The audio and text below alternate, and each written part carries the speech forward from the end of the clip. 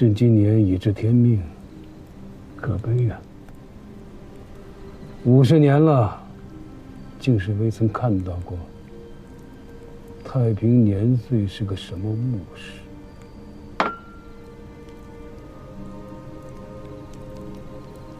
怎么了？我再去取些酒菜来，你们爷俩好好说。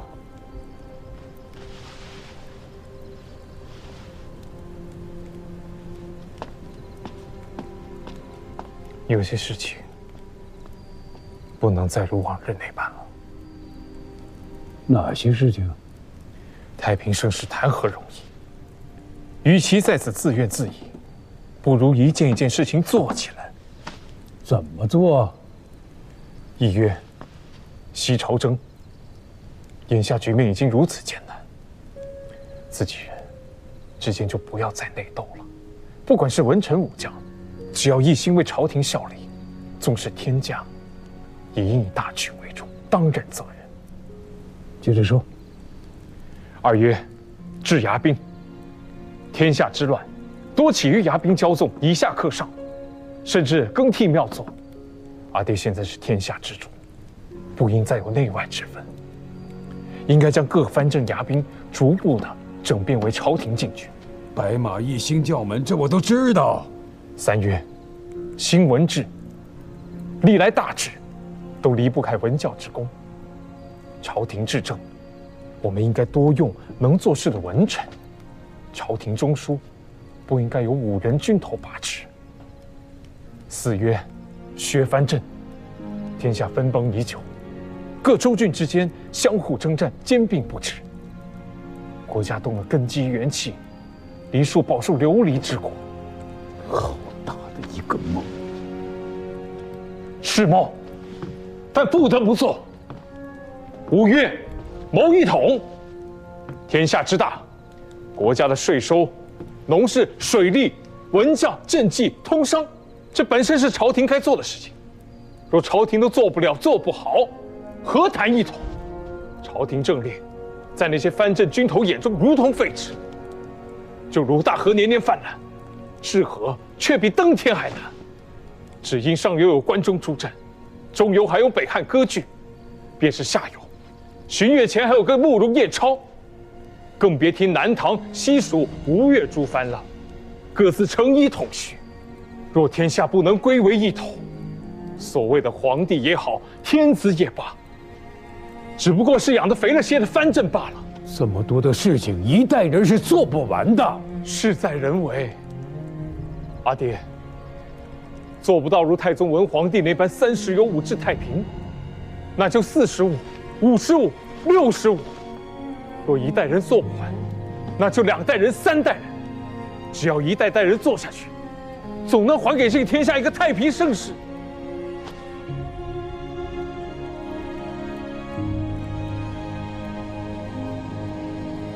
左监门卫大将军、潭州刺史、镇宁军节度使太原侯郭荣，文资厚重，勇毅绝伦，修大河而存大善，治黎庶以宽民生，可开封府尹，同中书门下平章事，兼功德使，判内外兵马事，策晋王。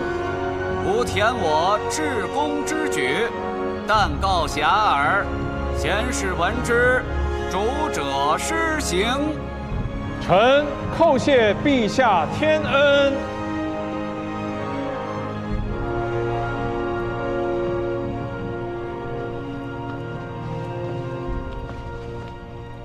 门下中书侍郎同中书门下平章事，判3司礼谷可江南、吴越诸州、6宅巡访大使，又时以开封府推官王溥、殿前东西班行首赵匡胤，可6宅巡访副使宣抚东南，以招朝廷致意，尔等忠纯素秉，贤士闻之，主者施行。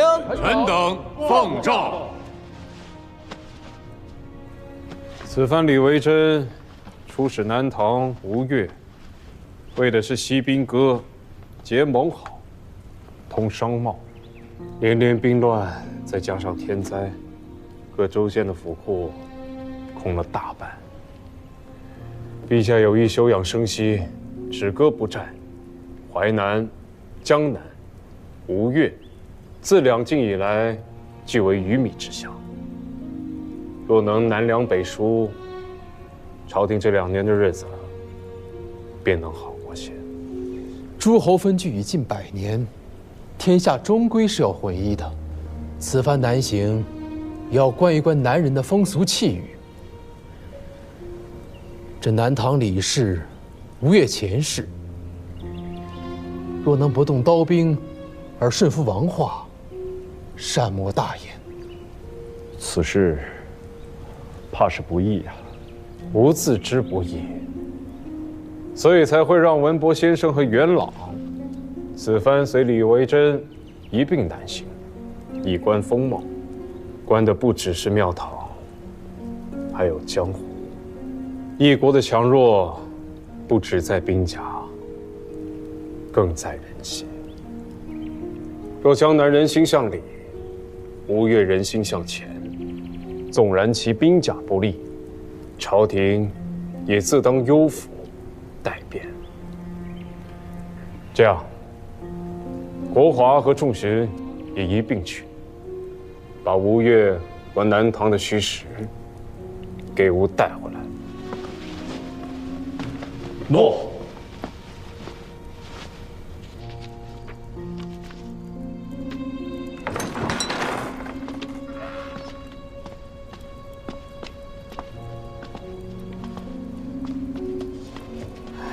我与你说过，让你早去安息。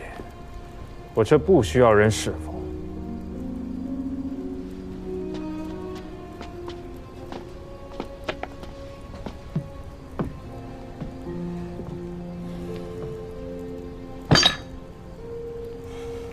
少熬些夜，公事总是做不完的。将筋骨打熬得结实些，给自家多争几分寿数。你说的倒是容易，世道艰难，天家尚且破败不能善终，阿爹要成100年太平世道，从朝廷到州县，千头万绪，多少事情等着人去做。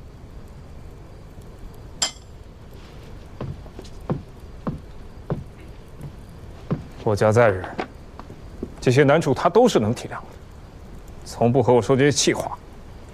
大王这话，臣妾可不爱听。世道艰难，残破的又岂止是你家？你没了结发的妻子，我却也没了少年的夫君，同是天涯零落人，谁又不知谁的肺腑？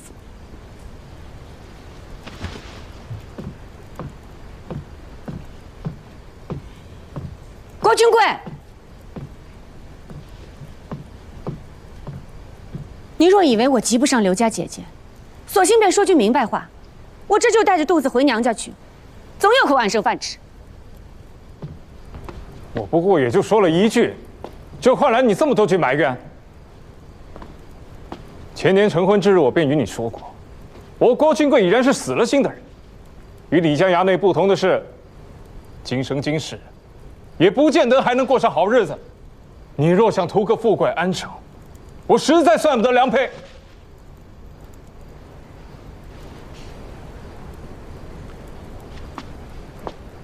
可之前你是怎么说的来着？不过是2个命苦的人，缩在一团取暖罢了。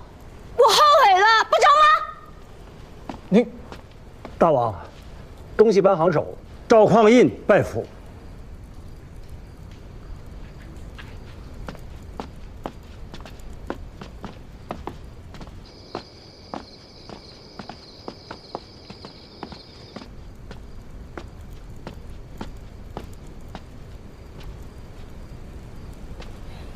见过大王。自家兄弟，不必多礼。在家小乙哥，怕有些不合适了。少废话，深夜前来，若没什么要紧的事儿，就赶紧滚回去睡觉。明日便要启程南下。敢问大王，朝廷是不是要南征了？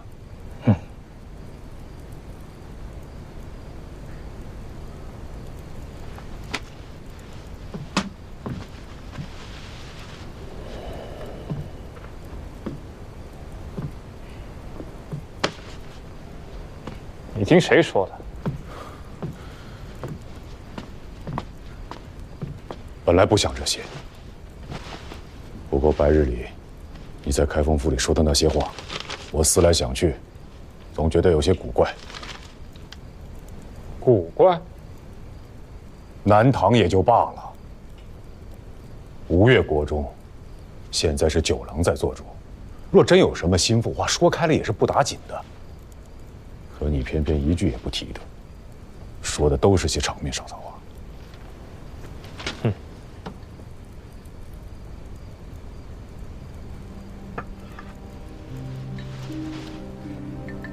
果然是瞒不过你去。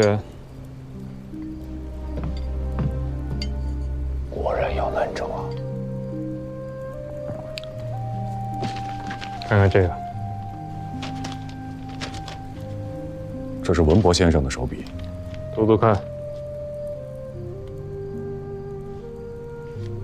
夫唐季之乱，在于军权之不彰；藩镇之祸，在于边帅之权重。自贞观以降，用人之道，首重治道。德行荒废，肃正徒有虚名；治中枢则有效，察地方即无能。君主依赖边帅，不为无因；朝廷封拜节将，亦是恶果。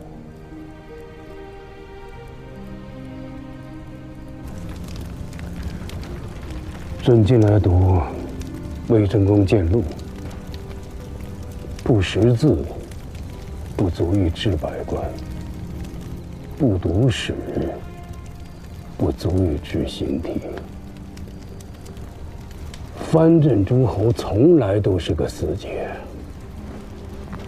自祖龙以郡县代周公之封建，此结便已经结下了。偌大的中国，一封书函从关中、河南送到广州、泉州，快马也要跑上2个月。若是送至黔中百越之地，只怕半年不止。如此非是朝廷愿不愿意设藩镇的问题，而是有些地方自然而然成藩镇。时之所然，庶岂能止？汉初本无所谓州，刺史亦是个巡查纠贺之官。然此之一久，终成13部州之社，形同诸侯。朝廷管不了。三国之乱实乱于此。魏、晋虽削去了刺史州牧手中之权，然不得不赐赏长军都督以白金黄钺，让他们治理地方。久而久之，拥兵自重，16国之乱亦乱于此。唐初，州郡虽已封疆，却最终拗不过这个士，还伸出了节度使这等官职。陛下若想变，必先变其事，否则法术皆是小道。100年之内，或许无事，5代之后，必成祸患。如之奈何？陛下若无远虑，则削藩不过是饮鸩止渴。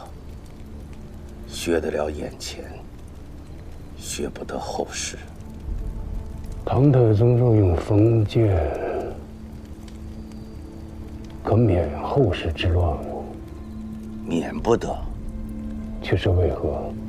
周公封建，是使蛮荒之地成诸夏复兴；汉高封建，是使穷困之壤成无为之土；而唐太宗封建，是列国土，而谋王子功成，图以祸乱之源，难收治化之效。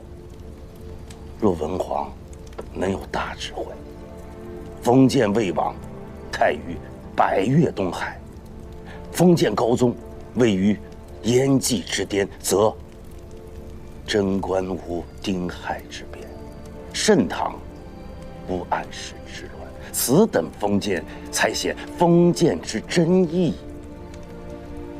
奈何以魏王之宠，摄东南，无一罚钱。太宗不忍呐。人则不削藩，天下何能一统？战乱何能止歇？百姓何能安康富足？陛下，削藩不是根本之道，也不是不能削。所谓的削藩，并不是见藩就削。削谁不削谁？为何削？为何不削？这是一门大学问。还请萧逸阁赐教。削藩乃国家第一大重视。吴越前世自钱婆刘启奏断东南50年来，善事朝廷，勤修贡事，能保境亦能安民。即便当权者不是九郎，也不着急削党。可至于南唐李氏，李家是当了皇帝的，就好比东汉末年的袁术，自然是要天下共讨之。那也要看南梁北树的事情能不能够办下来。所以削藩不仅要看形势，还要看往来。往来，民人双国互通无碍，锱铢相益，货质相通。日子久了，不和亦和。反之，若两相隔绝，官民皆不相通，日子久了，分据成了故事成立，私土私民，便真的不为中国所有了。所以此番南下，与九郎先谈往来。九郎肯定也有他的难处。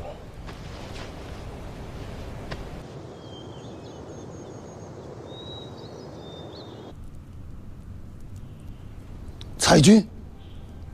裁军？裁谁？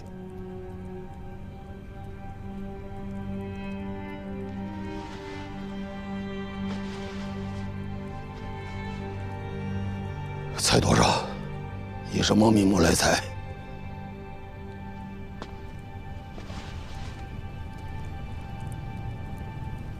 回禀令公，自长兴3年，吴越国共计兵马13都，其中老8都为武肃王起兵时所建，后增5都。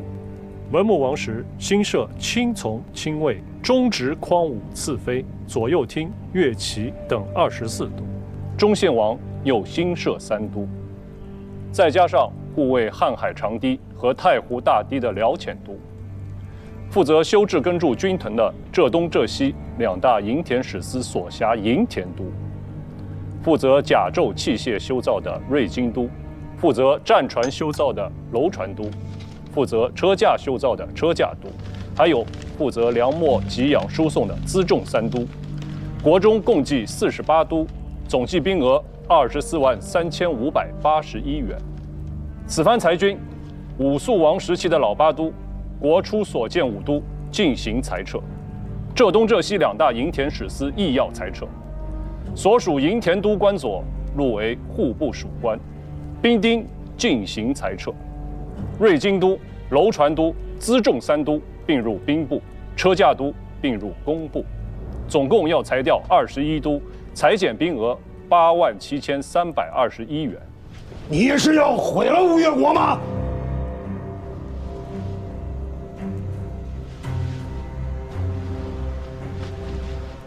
大王可知兵是什么？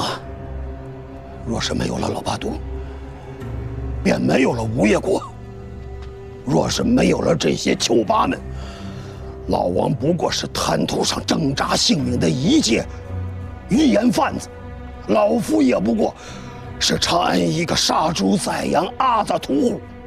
纷纷乱世，人命如草芥，兵便是天下的根本，兵便是一军13州太平年景的压舱石。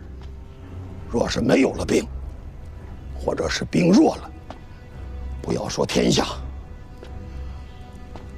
不要说将来，就是眼下，北面的南唐李家便会恶狠狠地扑来，尖牙利齿，一口一口将吴越这一片乐土啃食干净，便再没有什么吴越国了。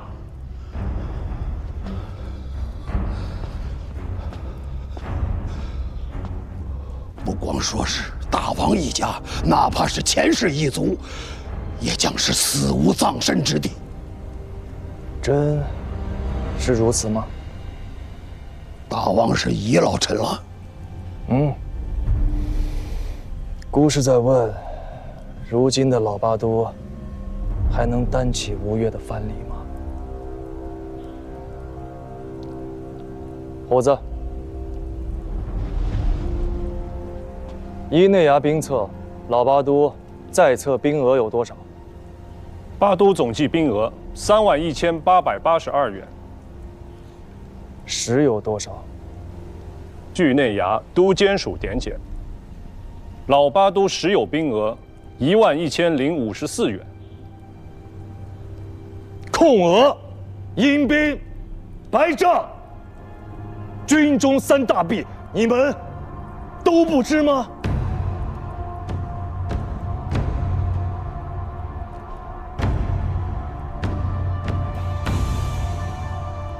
令公啊，这样的军队还能做咱们吴越国的藩篱吗？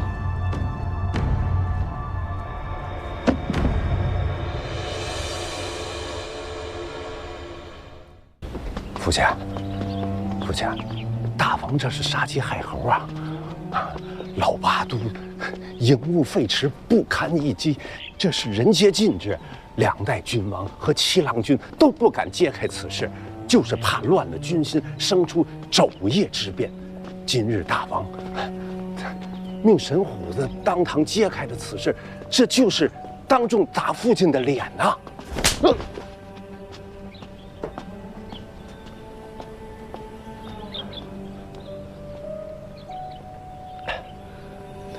打我干嘛呀？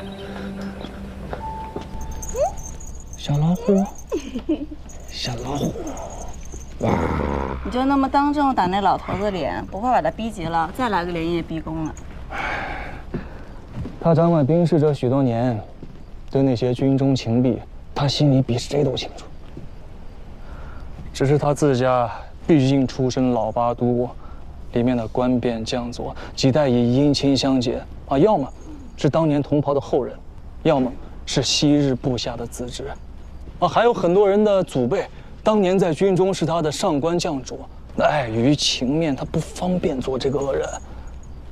那我替他做这个恶人，那老头子还有什么不甘心呢？哎，抱抱，抱抱抱抱抱抱啊，抱抱抱抱抱抱抱抱抱抱啊！不哭不哭不哭，哎，不哭不哭不哭。我去当了！你那几个兄长做大王的样子，我可都是见过的，都是下面的臣子做恶人，这好人是让大王来做的，怎么如今到了你这儿，这大王反过来替下面的臣子去做恶人了？哎呀，我也便是说说而已。这老头子辈分太高了，位分又尊贵，也便是在他面前，我再替他做一回这恶人。那真到做事的时候，哪轮到我这个大王自家去做恶人嘛？是不是？啊，不做恶人。谁是恶人啊？不做恶人啊？不做恶人。谁是恶人啊？啊？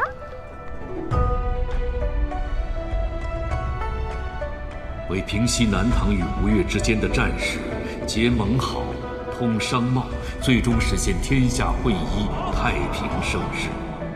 郭威派出中书侍郎同中书门下平章事判三司李谷为巡访大使，又时以开封府推官王溥、殿前东西班行首赵匡胤为巡访副使的使团，出使南唐、吴越。此番出使，还隐含探查南唐、吴越国力之虚实，以图日后削藩的身影。好，风流遥遥无定制，阳台云雨梦中归。他年蓬岛阴沉绝，留取尊前旧武艺。好，妙啊！此诗音韵入神，无谱无痕。相公近来所作，此诗为最佳呀！好，绝确。周使，可有佳作相贺啊？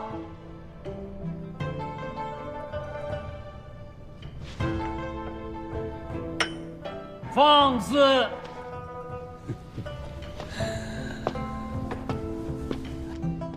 为人相公和王师仪皆是汴梁重臣，何在乎这区区诗文小道啊？尔等这是难为人了。今夕拜新月，沉沉尽蜀中。玉绳书间采，今长竟无风。结患知身老，时平见岁功。银看北驰名，蓝尽坠微红。好，见笑了，好事之兄。哎呀，你们呐，真是。关中出了明积雪，春殿平娥鱼贯裂。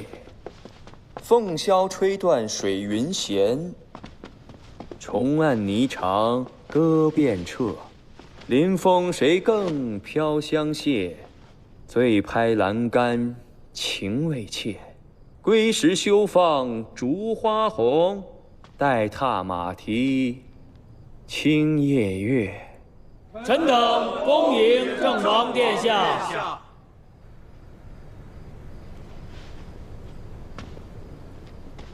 主公不必多礼，孤是恶客，不请自来，叨扰了主公的政事。不敢。臣不敢。